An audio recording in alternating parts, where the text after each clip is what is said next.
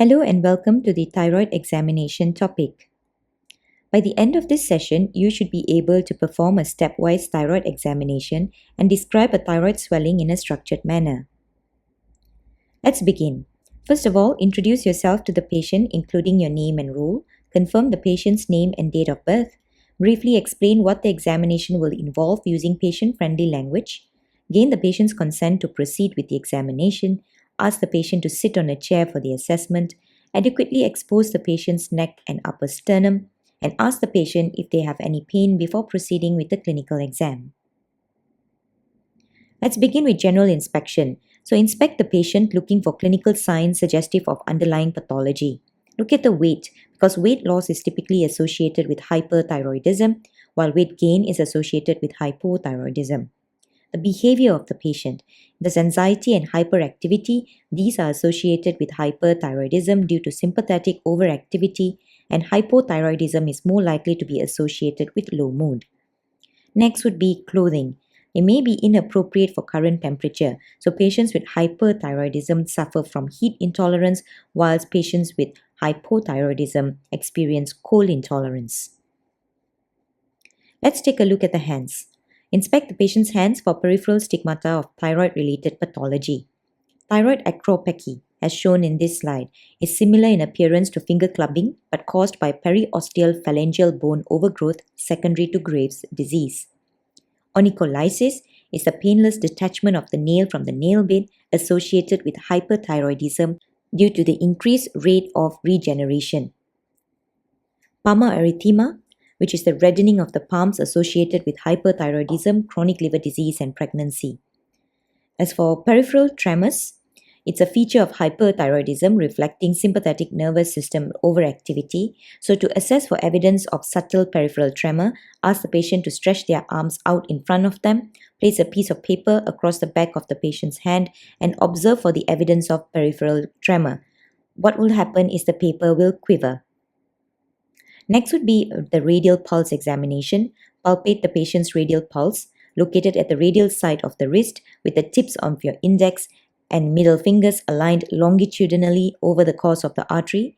Once you have located the radial pulse, assess the rate and rhythm. You can calculate the heart rate in a number of ways, including measuring 60 seconds, measuring 30 seconds, and multiplying by 2, or measuring for 15 seconds and multiplying by 4. For irregular rhythms, you should measure the pulse for a full 60 seconds to improve accuracy. Let's take a look at the face. This is what we call still in the part of general inspection. So inspect the patient's face for clinical signs suggestive of thyroid pathology. Dry skin associated with hypothyroidism, excessive sweating, as well as eyebrow loss, which is the absence of outer third of the eyebrows associated with hypothyroidism. And the picture in the middle actually describes excessive sweating, which is associated with hyperthyroidism. Next, take a look at the eyes. Inspect the eyes for evidence of eye pathology associated with thyrotoxicosis such as Graves' disease, including lid retraction, eye inflammation, exophthalmos, also known as proptosis, eye movement abnormalities, and lid lag. Lid retraction. To identify this, inspect the eyes from the front and note if sclera is visible between the upper lid margin and the corneal limbus. Exophthalmos. To identify this, inspect the eye from the front, side, and from above. So exophthalmos is the bulging of the eye anteriorly out of the orbit. Bilateral exophthalmos develop in Graves' disease due to edema and lymphocytic infiltration of orbital fat, connective tissue, and extraocular muscles. For eye inflammation, inspect for evidence of inflammation affecting the eyes, and this could happen due to lid retraction and exophthalmos, so the eye is more prone to dryness and development of conjunctival edema.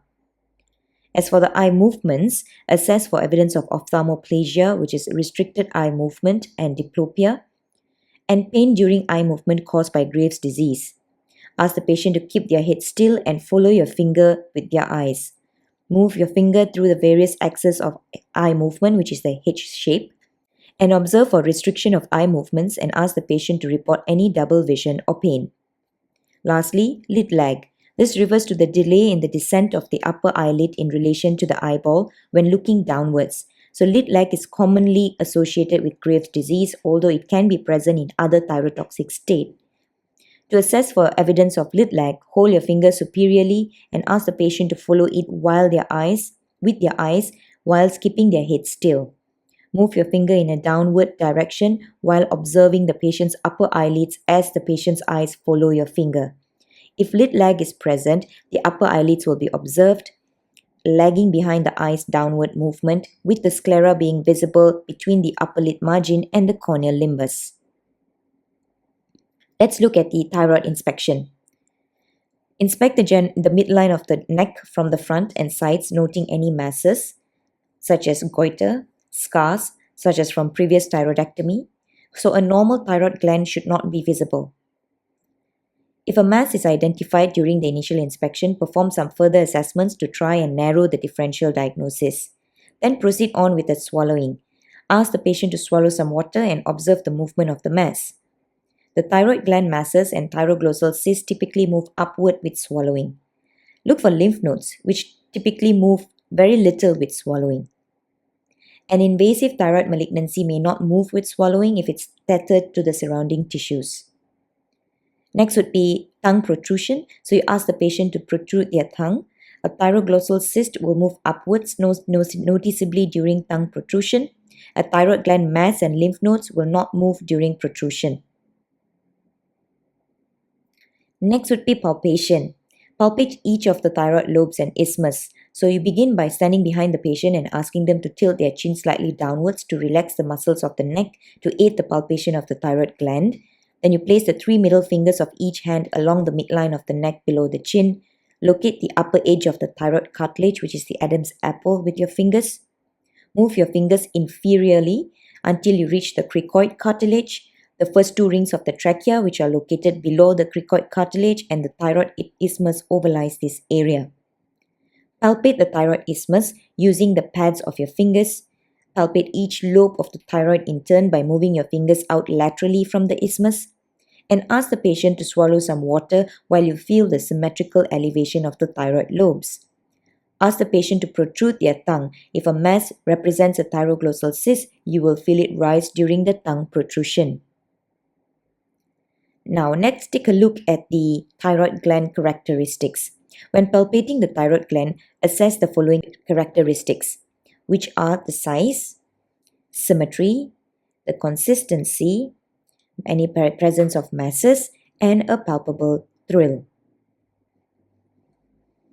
Next, move on to the lymph node palpation. Assess for local lymph adenopathy, which may indicate metastatic spread or primary thyroid malignancy. So you position the patient sitting upright and examine from behind if possible. Ask the patient to tilt their chin slightly downwards to relax the muscles of the neck. Stand behind the patient and use both hands to palpate the neck. Use the pads of the 2nd, 3rd, and 4th fingers to press and roll the lymph nodes over the surrounding tissue to assess the various characteristics of the lymph node. So as you can see here as labeled, you will need to ensure that you have a systematic approach to not miss any areas of the lymph nodes. We begin with the submental, moving on to the submandibular, preauricular, and postauricular, superficial cervical lymph nodes, deep cervical lymph nodes, posterior cervical lymph nodes, as well as the supraclavicular lymph nodes. Take caution when examining the anterior cervical chain that you do not compromise the cerebral blood flow, so it's best that you examine one side at a time.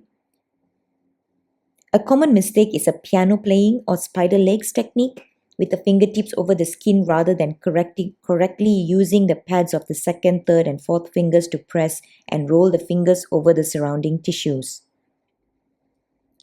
Next, moving on to the trachea, inspect for evidence of tracheal deviation, which may be caused by a large goiter, and percuss the sternum moving downwards from the sternal notch to assess for retrosternal dullness.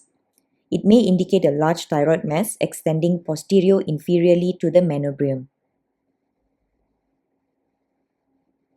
Don't forget auscultation of the thyroid gland. Auscultate each lobe of the thyroid gland for a bruit, including using the bell of the stethoscope.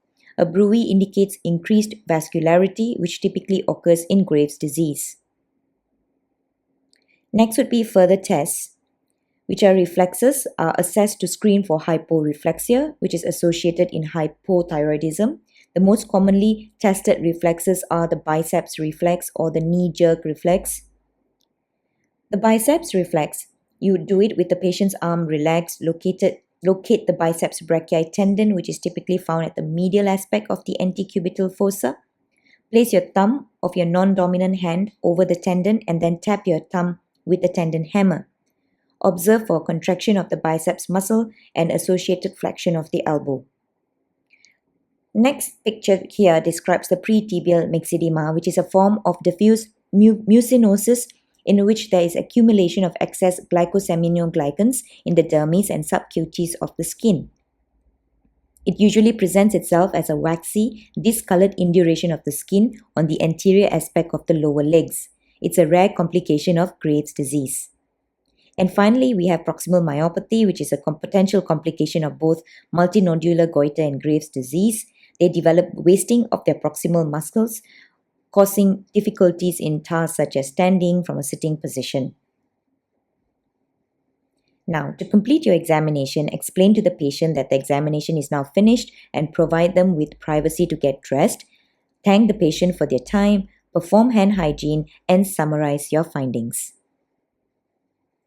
So we have come to the end of this topic. Thank you for your time.